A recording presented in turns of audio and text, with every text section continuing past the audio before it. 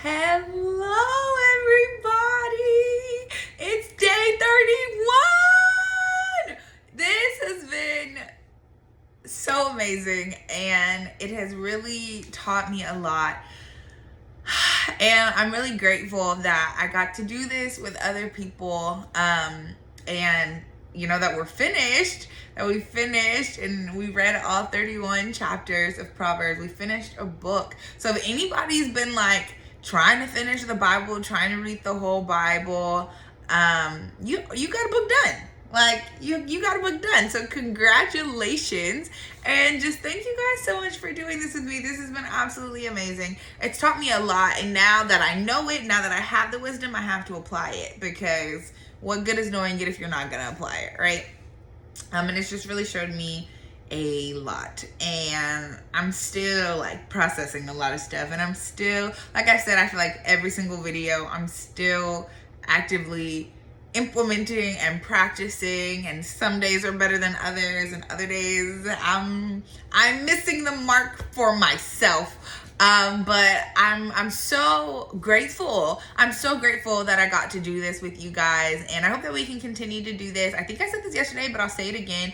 I do a different Bible plan, like weekly, basically. And so if you're ever interested, you can add me on the Bible app. You can hit me up personally. You can slide in my DMs. You can comment down below and we'll get connected. But I am always doing a Bible plan because it's just something that I personally I'm trying to consistently stay in the Word. And I think it's just something that helps keep me accountable.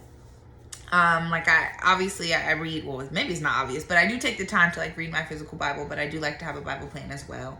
And it's just different things. So I always pray before I pick one, and I just pray that the Holy Spirit leads me to the one that needs to be done. And then I just invite everybody who's friends with me on the Bible app, and then like random people that I think of. So yeah, so if you are at all interested in just continuing to read the Bible with me, let's read the Bible together, okay? But today is 31. Today is day 31. May is over. It's the last day of May, which means we are on chapter 31 of a Proverb A day for 31 days. The challenge is complete. We did it. We finished, okay? So we're going to get into it today. So I have my Message Bible and I have my regular Bible, my KJV. So we're going to just go ahead and get started. We're going to read. I know that this is a chapter that a lot of people are probably familiar with because of the Proverbs 31 woman and all of that stuff. And we're going to talk a little bit about that today as well. But I'm just so excited and I'm just so grateful. And I don't know, honestly, I don't know what's going to be of this channel after this. I don't know what way it's going. And I'm trying not to think too far ahead. I am, what is it, Matthew? I think I have it on my board. Matthew 6:34. Okay, I can't read that far. I need to get new glasses. But basically, I know the premise of the whole scripture is I don't need to worry about tomorrow because tomorrow got its own stuff I need to worry about. I need to worry about today. Okay, and today we're doing Proverbs 31. So I don't know what's going to happen like with this channel, but I just pray that God continues to use me and he drops on me what I need to say to everyone who ever clicks the video. So yeah, so we're going to get started. So what is this? What card is this? Oh, this is from yesterday. So Proverbs 31, verse 1 says this is the KJV, and then I think I'm going to switch to Message. But verse 31, the words of King Lemuel, the prophecy that his mother taught him, what my son, and what the son of my womb, and what the son of my vows. Give not thy strength unto women, nor thy ways to that which destroyeth kings. It is not for kings, O Lemuel, it is not for kings to drink wine, nor for princes strong drinks, lest they drink and forget the law, and pervert the judgment of any of the afflicted. Give strong drink unto him that is ready to perish, and wine unto those that be of heavy hearts. Let him drink and forget his poverty, and remember his misery no more. Open thy mouth for the dumb in the cause of all such as are appointed to destruction. Open thy mouth, judge righteously, and plead the cause of the poor and needy. And so basically what I got from the first chunk is, don't chase after women, don't chase after things that are not good for you. And don't drink to the point of embarrassing yourself. Verse 5, it literally translate over in the Message. It's just saying like, hung over, you're not even going to be able to know left from right, up from down. So you won't have any good judgment if you are drunk and if you're hung over. So it says like, you'll forget the law and pervert the judgment of any of the afflicted. So you'll be letting other people down if you can't even have good sound judgment. So it's just, letting you know, hey, be mindful of what you're doing. What was really interesting to me was it says like, give strong drink to them that are ready to die. And I was like, whoa. And I know, I've talked about this before, people have their own opinions about whether we should or shouldn't drink based on the word, because, Jesus turned water into wine and like, that was one of his miracles and but it tells you here, like it says, I want to say in another one of the chapters, was basically saying like, don't be out here just being reckless and wilded, because we do have to stay vigilant. Like it tells us multiple times we need to be vigilant, and part of being vigilant is being aware and being disciplined and having that sound mind, right? So then verse 10 to 31, it talks about praise for a good wife is what it says in KJV. And then for the Message, it says the hymn of a good woman, hymn to a good wife, my bad. And so they're both, like every version that I've ever read this in, it's very beautiful to read. But the Message version, it says a good woman is hard to find and worth far more than diamonds. And in the KJV, it says, who can find a virtuous woman, for her price is far above rubies. Okay, like babes is priceless. Okay, is what they're saying. Her husband trusts her without reserve and never has reason to regret it. Never spiteful, she treats him generously all her life long. She shops around for the best yarns and cotton and enjoys knitting and sewing. She's like a trading ship that sails to faraway places and brings back exotic surprises. She's up before dawn preparing breakfast for her family and organizing her day. She looks over a field and buys it. Then, with money she put aside, plants a garden. First thing in the morning, she dresses for work, rolls up her sleeves, eager to get started. She senses the worth of her work, is in no hurry to call it quits for the day. She's skilled in the crafts of home and hearth, diligent in homemaking. She's quick to assist anyone in need, reaches out to help the poor. She doesn't worry about her family when it snows. Their winter clothes are all mended and ready to wear. She makes her own clothing and dresses in colorful linens and silks. Her husband is greatly respected when he deliberates with the sweet fathers. She designs gowns and sells them, brings the sweaters she knits to the dress shops. Her clothes are well made and elegant, and she always faces tomorrow with a smile. When she speaks, she has something worthwhile to say, and she always says it kindly. She keeps an eye on everyone in her household and keeps them all busy and productive. Her children respect and bless her. Her husband joins in with words of praise. Many women have done wonderful things, but you've outclassed them all. Charm can mislead and beauty soon fades. The woman to be admired and praised is the woman who lives in the fear of God. Give her everything she deserves. Festoon her life with praises. And that is what it says in the Message. And I love reading about the Proverbs 31 woman, because it gives you almost like a rule book, right? But I think that sometimes that can be kind of overwhelming, because some people are like, okay, I don't wake up at dark 30. I don't sleep until the sun's about to come up because of my work schedule. And I'm not, and so it's just, some people can kind of feel overwhelmed and, oh, well, maybe I'm not a good woman because And so when I read Proverbs, I looked it up because this is something that I read it a long time ago, and I did some research back then. I don't remember any of that, but I looked it up today. And the belovedwoman.org website, it pointed out 7 characteristics of what a Proverbs 31 woman is. And so it was saying she has dignity, she has patience, she's diligent, she's generous, she has courage, she's wise, and she's devotion. And I said, she's kind, because it says even in the KJV, in verse 12, it says she will do him, referring to her husband. It says that she does him good and not evil all of the days of her life. So she's kind.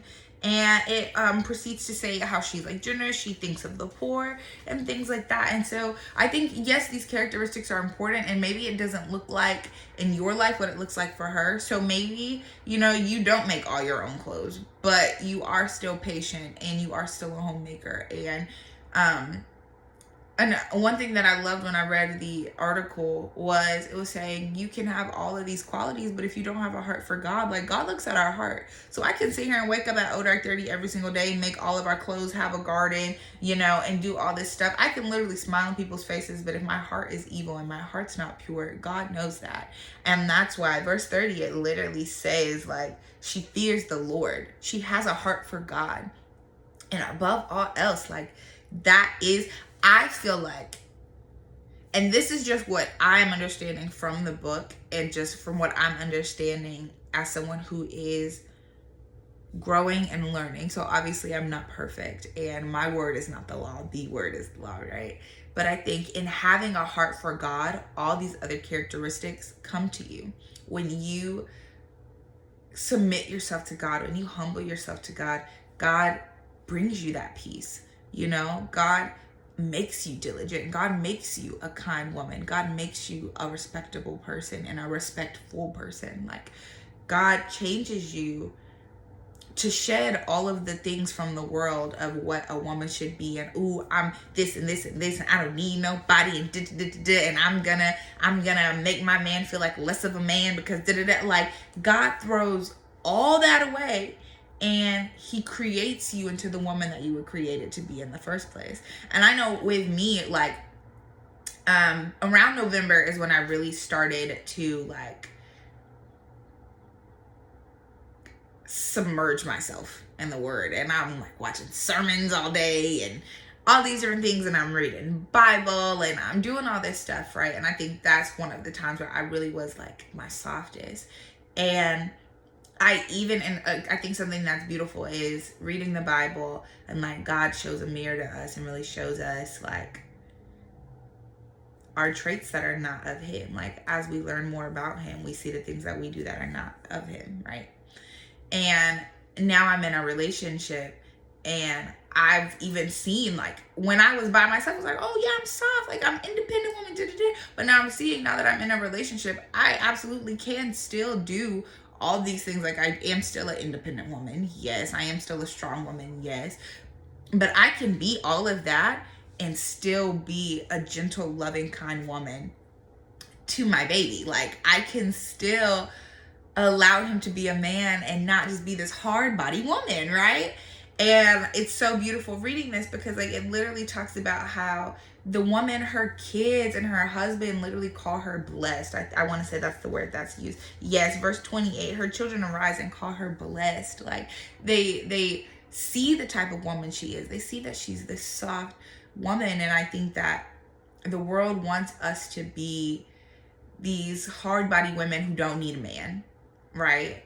And that's cute for a little bit. It really is. It really is. But ask yourself how you got that way, because 9 times out of 10 it's a trauma. Don't get me started. Like I know, especially like in the Black community, there's so many women, there's so many mothers out there who are raising their children without fathers. And I'm not even gonna say like without their fathers, and I'm not gonna say like single mothers or anything like that. Like they are just raising these children alone. And so a lot of us have seen men and women alike. We've seen our mothers be mothers and fathers, and we've seen them take these roles and have to be like hard body women and have to go out and do all of this stuff, right? And so that's what we're seeing as, okay, well, that's who I need to be. And as we get older, and me speaking from a woman's perspective, you get in these relationships you have no business being in, and you're bringing your junk, he's bringing his junk, and now you're feeling like you're turning into this hard body woman, and you're not allowing a man to just be a man. And so where am I going with all of this? I don't know, so give me a second. Basically, in reading this, in looking at these traits, you as a woman, the Proverbs 31 woman, she has this patience. She has this grace about her. She has this wisdom, and all of these things, she's generous. And in all of these things, like, there's nothing kind, because she's kind. There's nothing kind about throwing in your man's face, oh, I don't need you, I can do it by myself. Like, there's nothing kind in that. It literally says she's kind to her husband. Like, she's not evil to her husband. She's letting her husband just be a husband and be a man and go off and whatever the verse about him going off and speaking to the people, like, and she's just handling her business. But it's not like she don't have a business of her own. Like, she's still a strong woman. She still has a business of her own. She's still out here. She's giving to the servants. She's tending to the field. She's doing all this stuff. She's creating clothes. Like, she still has her business, but she's not letting the fact that she has a business, like, she's not letting the fact that she has a business make her partner any less of the head of the house, you know? And so I say all of that to say, we as women, we should be soft and kind and patient and diligent and virtuous and generous, I say that already, and courageous. And we should have all of these traits that are built on love and safety and not on fear. And I think that that's what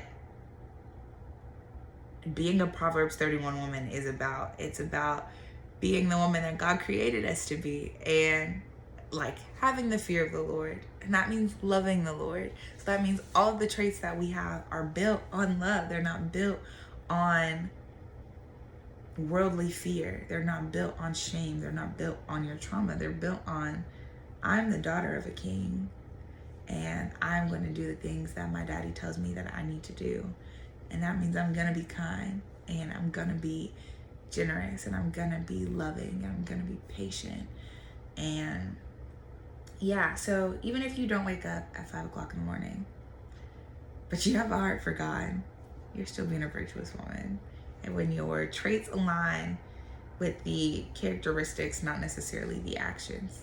Because people can act like they're something all day long, but who are you at your core? So I pray all of that made sense, because I definitely went off on a tangent. But I hope you guys have an absolutely amazing day. And thank you so much for doing this with me. And y'all stay beautiful, and y'all stay blessed. And I love y'all. I love y'all. I love y'all. Thank you so much. Goodbye.